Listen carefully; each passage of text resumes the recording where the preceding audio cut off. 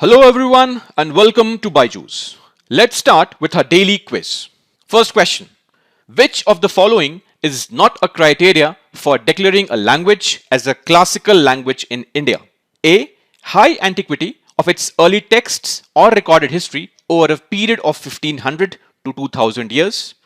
B. A body of ancient literature or texts which is considered a valuable heritage by generations of speakers. C. The literary tradition be original and not borrowed from another speech community. Or D. There should be no discontinuity between the classical language and its later forms or its offshoots. The reason for this question is one article which was published in the Hindu yesterday. The National Council for Promotion of Urdu Language, which is under the Ministry of HRD, is actually offering a 1-year Urdu language diploma course for starters. Coming back to the question, as far as classical languages are concerned, currently there are 6 languages that enjoy the classical status in India. Those languages are Tamil, Sanskrit, Kannada, Telugu, Malayalam, and the last language to be given the status of a classical language was Odia in 2014. And interestingly, all the classical languages are listed in the 8th schedule of the Indian Constitution. And it is the Ministry of Culture which is responsible for according the classical status to a language. So, what are the guidelines for declaring a language as a classical language? High antiquity of its early texts is actually a guideline. So, this is a criteria. A body of ancient literature or text which is considered a valuable heritage by generations of speakers is another criteria. The literary tradition be original and not borrowed from another speech community is the third criteria.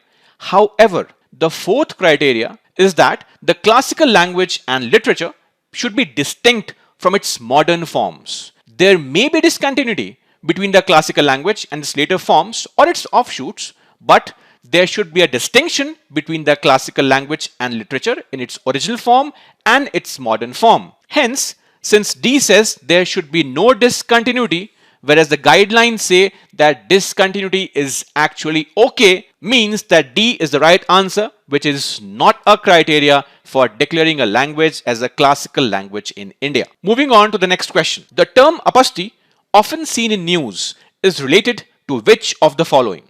A plan adopted by ASEAN, a medium-range supersonic missile, a scheme to provide housing for economically weaker sections, or D, critically endangered species of migratory birds. You can pause the video and take an attempt at the question. The reason for this question is one article which was published in PIB yesterday.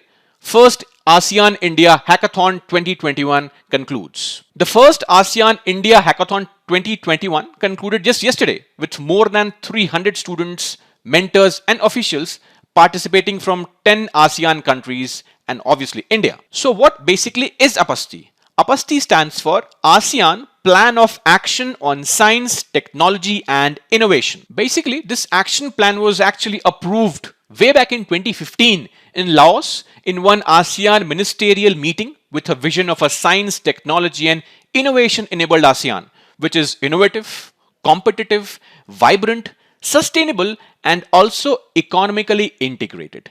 So the right answer is a plan adopted by ASEAN, that is A. Moving on to the next question. Consider the following statements with respect to Nai Roshni scheme. It is a leadership development program to empower and instill confidence among minority women. It was launched by Ministry of Women and Child Development in 2012-2013. Coming to the solution. For women empowerment, Ministry of Minority Affairs and not the Ministry of Women and Child Development. This statement therefore is wrong. So the second statement is actually incorrect. And yes, it is a leadership development program. The objective of the scheme is to empower and instill confidence among minority women, including their neighbors from other communities living in the same village or locality by providing knowledge, tools and techniques for interacting with government systems, banks and other institutions at all levels. So statement number 1 is correct and hence the right answer is A, 1 only. The reason for this question is one PIB article which was published yesterday with respect to the overall objective of Nai Roshni scheme. It stated that the objective was to embolden the minority women to move out of the confines of their homes and community and assume leadership roles in society. It's now time for a prelims question. Which of the following statements is or are correct regarding the Monetary Policy Committee, MPC? 1. It decides the RBI's benchmark interest rates. 2. It is a 12-member body, including the governor of RBI, and is reconstituted every year. And 3. It functions under the chairmanship of the Union Finance Minister. The reason for this question is one article published in Hindu yesterday with respect to RBI keeping its policy rates unchanged and also projecting the GDP growth rate at 10.5% for financial year 2022. This was based on the assessment of the current and evolving macroeconomic situation, and thus RBI decided to keep the policy repo rate unchanged to 4%. Consequentially, the reverse repo rate is also unchanged at 3.35%, and the marginal standing facility and the bank rate are kept at 4.25%. So let's come back to the question. The Monetary Policy Committee actually decides the RBI's benchmark interest rates. The first statement is correct. However, MPC has 6 members and not 12 members.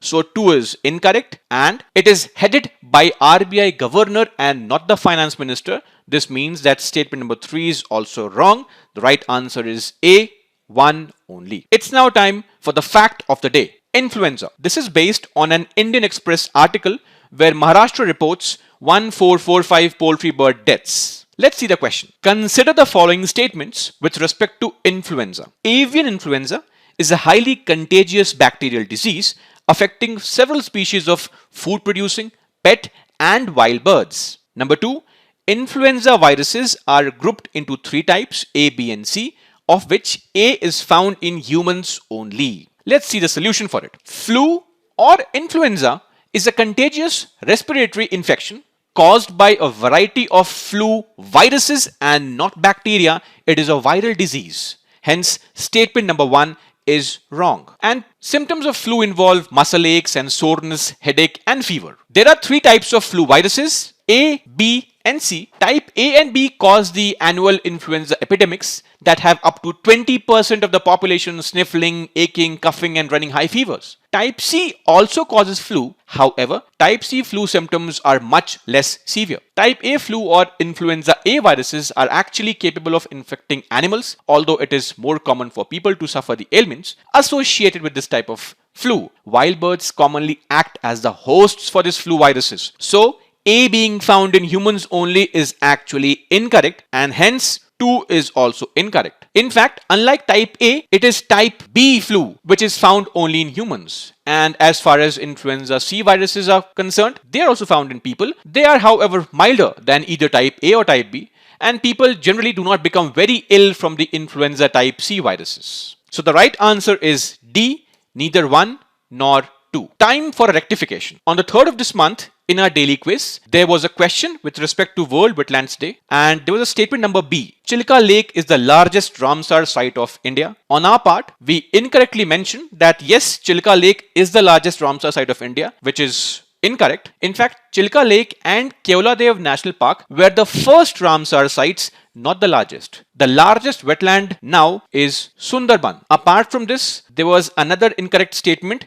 India is not a party to Ramsar Convention, which is wrong. India is a party to Ramsar Convention. So this question basically had 2 incorrect statements, B and D, and a minor correction was required because it was wrongly stated that Chilka Lake is the largest Ramsar site, which is not a fact. It is Sundarban wetlands which are the largest Ramsar site in India. That's all for today. Thank you.